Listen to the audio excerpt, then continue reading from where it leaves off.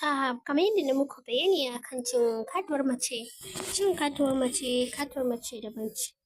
Zan muku bayani yadda ake lumunsan katuwar mace. Katuwar mace wata mace ce wacce wato idan ka saka mata zalmalulu ciki zaka ga yana lub.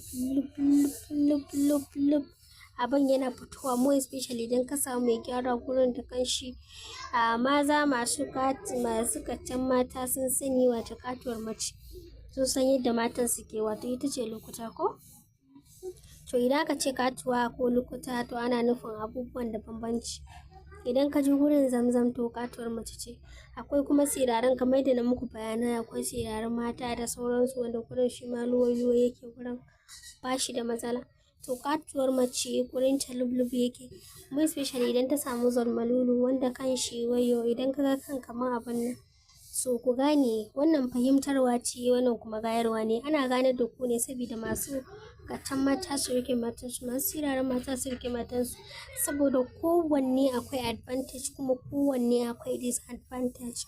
To babu wanda bai da advantage, babu wanda bai da disadvantage.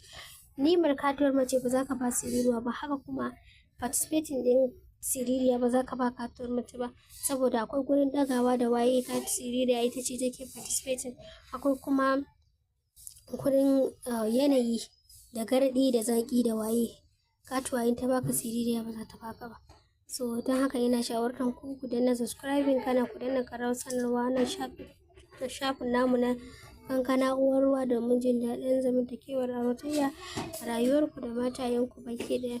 Ina fatan kuna fahimta na. Zan kawo muku bayani mai matuƙar muhimmanci gobe bi'iznillahi idan mai kowa mai komai ya kai mu.